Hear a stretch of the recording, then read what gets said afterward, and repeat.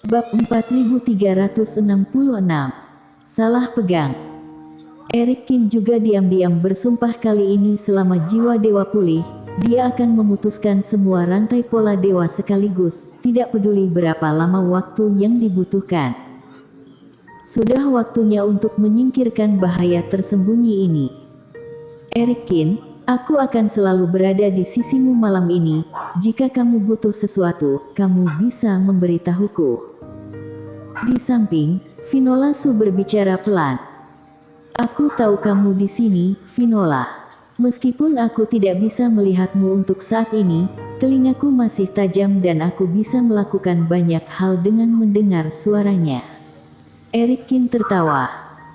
Butuh latihan bertahun-tahun untuk mengidentifikasi posisi dengan suara, jadi kamu tidak perlu memaksakan diri. Finola Su menggelengkan kepalanya. Kamu tahu bakatku, jadi jangan khawatir tentang itu, kata Eric Kin. Suatu malam, di ruang memurnikan obat tempat Eric Kin berada, dia menghabiskan sepanjang malam untuk memahami rantai pola dewa. Kemajuannya cukup mulus. Ketika Eric Kin mencurahkan seluruh usahanya untuk meneliti pola dewa, keunggulannya yang berbakat dalam formasi akan dimainkan. Menurut perkembangan saat ini, diperkirakan dalam waktu sekitar 40 atau 50 hari, yaitu dalam 4 atau 5 hari dari dunia luar, dia akan dapat memulihkan penglihatannya. Hasil ini pun membuat Eric Kin cukup heboh. Selama jeda istirahat, Eric Kin juga berlatih mengidentifikasi arah. Orang buta di bintang biru dapat membedakan arah jauh dan dekat dengan suara. Sebagai seorang kultivator, tidak ada alasan mengapa dia tidak dapat merasakannya. Meskipun dia bisa membuka matanya lagi setelah beberapa hari, jika dia benar-benar bisa membedakan 4 arah dengan mendengarkan suaranya, itu juga akan membuat Finola Su tidak terlalu khawatir. Setelah beberapa latihan, Eric Kin merasa sangat sederhana dan sepertinya tidak ada kesulitan dalam semua ini. Eric Kin, kita harus pergi. Keesokan paginya, Finola Su berkata. Baiklah. Eric Kin juga menyelesaikan latihannya dan berdiri. Tunggu, Finola. Mendengar suara di sampingnya, Eric Kin tiba-tiba berbicara. Apa? Jangan bergerak, aku bisa menemukan posisimu. Eric Kin tersenyum dan berjalan menuju Finola Su dengan mengandalkan suaranya. Kemudian, Eric Kin menyentuh Finola Su dengan lembut. Benar saja, dia tidak perlu menunggu Finola Su mendekat dan dia bisa melakukan banyak hal dengan mendengarkan suaranya, dia memang berbakat. Namun, ketika tangan ini disentuh dengan hati-hati, Eric Kin merasa ada yang tidak beres.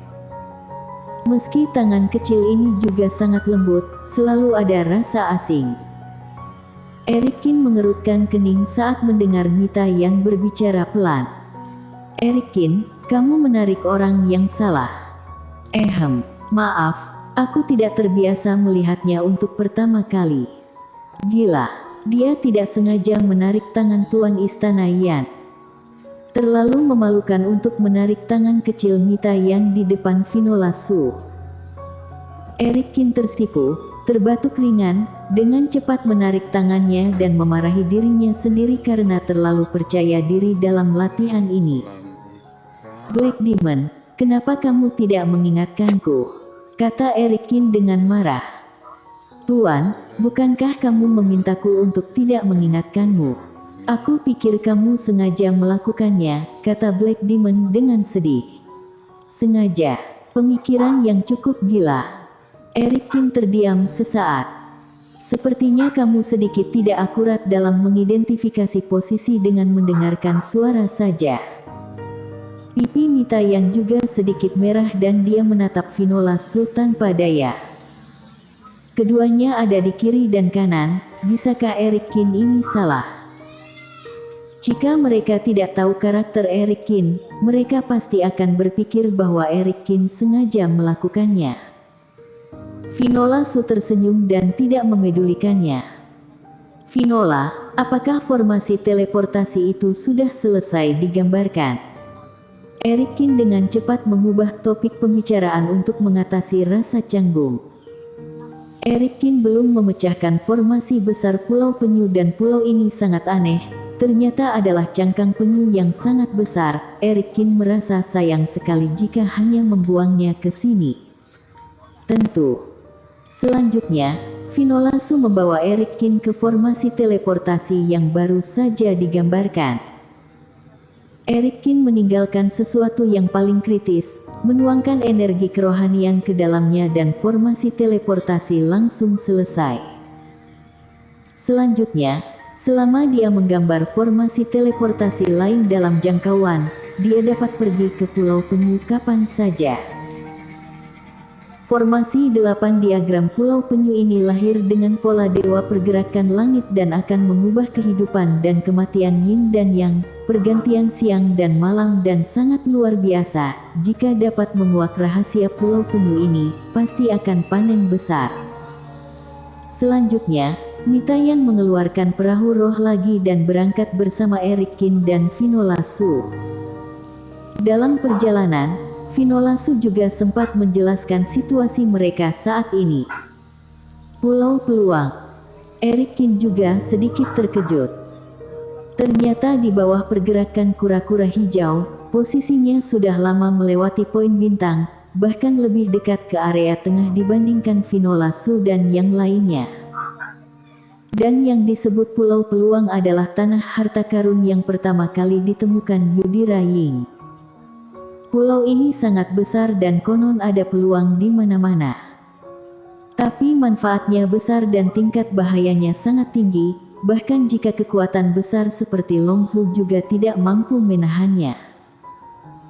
Oleh karena itu, Yudhira Ying pun mengundang Kingsu, klan Beruang dan klan Unggas ke pulau tersebut, berniat untuk bekerja sama dalam acara akbar tersebut dan bersama-sama menguak rahasia pulau tersebut. Kemarin, ketika Mitayan dan Finola Su bergegas datang, para kultivator dari Kingsu tiba di Pulau Emas ini. Ngomong-ngomong, ketika kamu memasuki area ini, tidakkah kamu mendengar transmisi suara dari Master Mulia di cincin kuno? Kunci wilayah laut ini adalah peluang dan bukan pertempuran. Terkejut melihat Eric Kin, Mitayan bertanya dengan rasa ingin tahu. Apakah ada hal seperti itu? Ada situasi tak terduga di sana dan aku tidak pernah mendengarnya. Eric Kin menggelengkan kepalanya tak berdaya. Dia koma dan diseret ke daerah ini oleh kura-kura hijau. Bahkan jika Dewa Bintang benar-benar mengatakannya, dia juga tidak dapat mendengar sepatah kata pun. Namun, setelah pertempuran antara para kultivator beberapa pihak di Poin Bintang, ada baiknya untuk dapat memberikan waktu istirahat bagi semua kultivator. Tidak ada konflik langsung tetapi masing-masing mencari peluang. Dengan begitu hubungan setiap orang tidak akan terlalu tegang. Setelah memperkenalkan situasi berikutnya, Eric Kin kembali berlatih. Setelah terbang sekitar 1 jam, Eric Kin telah memecahkan 30% dari rantai pola Dewa keempat. Segera setelah itu, Eric Kin merasakan aura yang menyegarkan, seperti mata air pegunungan, langsung mengalir ke matanya yang kering dan bengkak. Kemudian, rasa sakit di mata Eric Kin menghilang hingga 90%. Pola dewa belum sepenuhnya dipecahkan, tapi matanya sudah berubah. Mungkin aku terlalu banyak berpikir sebelumnya. Tidak perlu benar-benar dipecahkan. Efek matanya bisa pulih sedikit, seperti rantai jiwa dewa sebelumnya. Kegembiraan melintas di hati Eric Kin. Dia menahan napas dan mencoba membuka matanya. Kemudian, Eric Kin merasakan cahaya di sekelilingnya. Meskipun sedang di dalam ruang memurnikan obat, tidak ada pemandangannya, semuanya kabut abu-abu, tetapi Eric Kin masih merasa sangat nyaman. Beberapa hal akan dihargai hanya setelah mereka tiada. Sama seperti mata, dia tidak berpikir ada sesuatu yang istimewa sebelumnya, tetapi ketika semuanya gelap, bahkan jika dia baru saja memulihkan mata fananya sekarang, dia tidak dapat mengoperasikan kerohanian dan dark eye, tetapi dia sudah cukup puas. Meskipun tidak mungkin untuk memulihkan penglihatan sepenuhnya, setidaknya dia dapat membuka matanya dan melihat pemandangan di dekatnya dengan jelas, yang mungkin setara dengan rabun jauh yang lebih berat. Dan ini adalah sebuah awal yang baik. Namun dengan satu pikiran, ketika kesadarannya kembali ke perahu roh, Erikin tiba-tiba merasakan sakit di matanya. Bersambung. Bab 4367. Mata fana. Sialan, ini sangat menyilaukan. Melihat pemandangan sekitarnya lewat dengan cepat dan mendengar desingan angin, mata Erikin terbakar panas dan dia segera menutupnya kembali. Pemulihan pupil mata memang sudah pulih.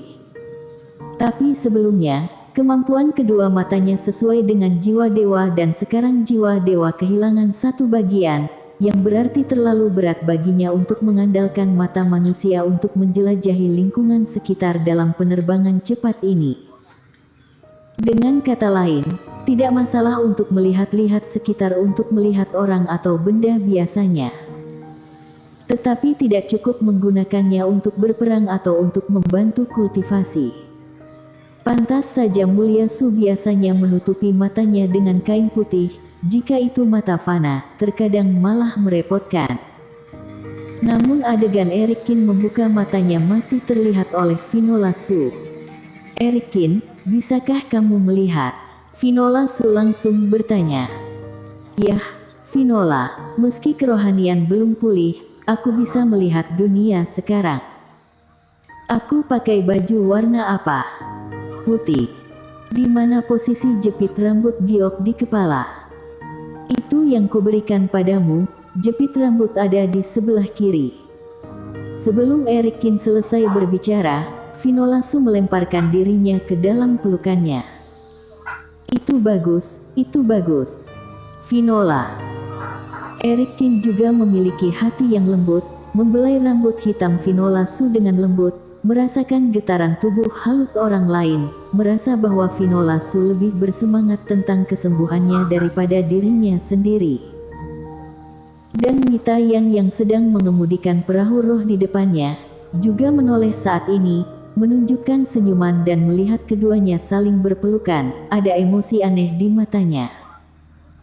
3 poin kelegaan, 3 poin kecemburuan dan beberapa emosi yang tak terlukiskan. Selang beberapa saat, di ujung perahu roh, sebuah pulau yang memancarkan cahaya reiki emas perlahan muncul. Dan ini pasti alasan mengapa Mita Yan dan yang lainnya menyebutnya Pulau Emas. Pulau ini berukuran sangat besar, satu lingkaran lebih besar dari tempat poin bintang yang pernah dikunjungi Erikin sebelumnya. Kisaran ini, jika dijadikan sebagai tempat tinggal sekte teratas, tidak ada masalah. Aura Reiki yang kuat. Setelah terbang ke pulau itu, Erikin langsung merasakan kekayaan Reiki kuat. Reiki di Laut Warisan tidak sedikit, tetapi Reiki di Pulau Emas ini lebih banyak lagi. Rasanya sedikit lebih kuat dari tadi malam ketika kami tiba di sini, kata Mita Yan juga.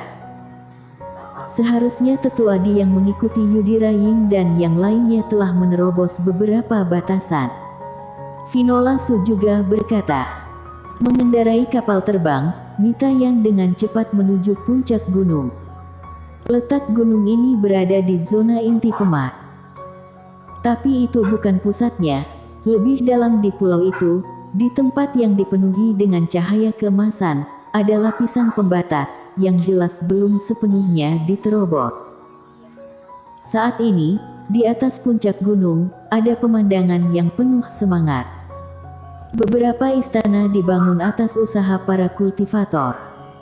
Meski tidak semegah istana bintang, namun jauh lebih kuat dari tempat tinggal sementara. Tuan Istana. Mita Yan menghubungi Tetua Di dan lainnya sebelumnya. Jadi setelah kapal terbang mendarat, Tetua Di, Kepala Suku Li dan Ketua Zhu dan lainnya semuanya terbang ke sana. Tuan Istana, setelah kamu dan gadis suci pergi tadi malam, Yudhira Ying membawa kami. Sialan. Eric Kin. Tuan Li, aku tidak salah, apakah dia benar-benar Eric Kin itu? Tetua didatang untuk melaporkan situasi tadi malam dan ketika dia melihat sosok di atas kapal turun, Tetua Di dan yang lainnya seperti disambar petir, mata mereka terbelalak dan mereka semua berkata itu tidak mudah. Senior dan teman seiman sekalian, lama tidak bertemu. Saat ini, Eric Kin sudah bisa membuka matanya sebentar. Kemudian, Eric Kin melompat dari perahu roh dan menyapa Tetua Di dan yang lainnya. Ini benar-benar kamu ya bocah. Setelah memastikan identitas Eric Kin, khususnya Tetua Di dan Kepala Suku Li, mereka semua sangat bersemangat. Sejak memasuki jalan surga, mereka hanya 2 kali melihat nama Eric Kin di daftar peringkat langit dan bocah ini sudah lama tidak terlihat oleh mereka. Inilah alasan mengapa Mita yang tidak memberitahu semua orang dengan meriah, jika tidak semua kultivator di Qingzu akan datang untuk menyambut Eric Kin jika dia tahu dia akan datang. Lagi pula, jika bukan Eric Kin yang membuat Qingzu naik ke urutan keempat dalam kompetisi menembak bintang, tidak mungkin semua orang muncul di area yang sama dan mempertahankan keadaan bersama sepanjang waktu.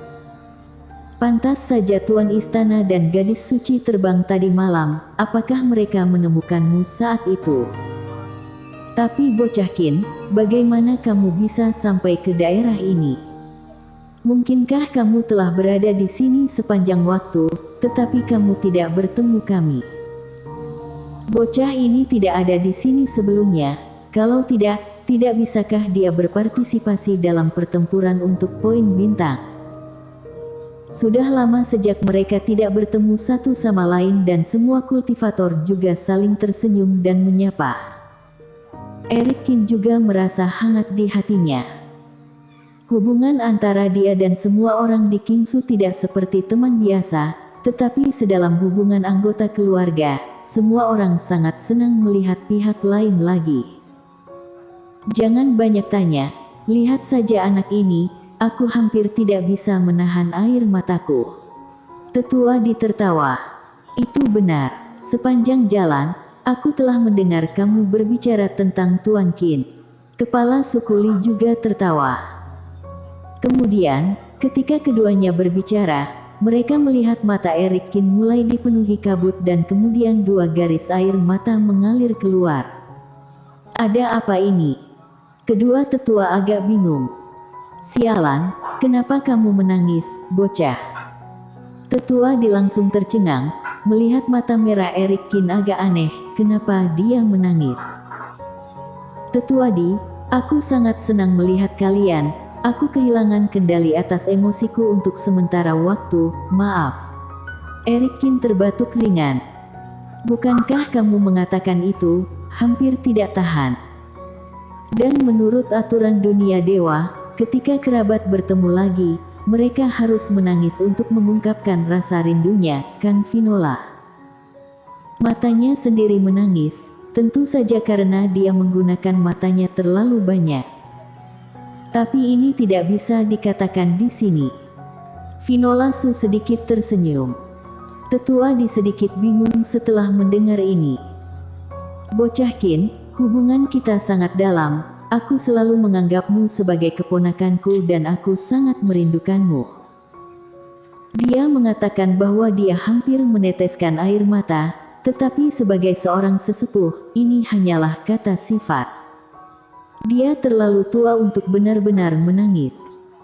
Kalau tidak, itu akan terlalu memalukan. Tapi, sekarang dia menangis, ini masih etiket di dunianya. Dia bingung harus menangis atau tidak. Jika tidak menangis, apakah dia akan terlihat munafik dan berdarah dingin? Setelah berpikir sejenak, Tetua Di pun menjadi serius. Karena itu adalah aturan dunia dewa, maka menangislah sesukanya. Tidak usah memikirkan harga diri lagi. Segera, 2 baris air mata yang jelas mengalir keluar. Selain jantung kepala suku Li berdetak kencang, pikirnya dalam hati, "Tetua Di, kamu benar-benar luar biasa. Aku belum pernah melihatmu meneteskan air mata dalam hidup ini, hanya untuk melihat Erik Kin di sini." Tapi setelah dipikir-pikir, dia tidak bisa ketinggalan. Lagi pula, dia dan Erik Kin adalah saudara sedarah, jadi kepala suku Li langsung meneteskan air mata. Di sisi lain, kepala sekte Zhu tercengang saat melihat pemandangan ini. Apa yang terjadi pada kedua tetua dan Erik Kin? Mereka menangis begitu keras. Pemandangan itu terlihat sangat mengharukan. Tapi kalian berdua memiliki hubungan yang tak tertahankan dengan Erik Kin dan aku hanyalah orang yang sedikit berhubungan saja dengannya, jadi haruskah aku menangis atau tidak? Melihat ke sebelahnya, Master Obat yang juga sangat bertentangan di hatinya. Bersambung.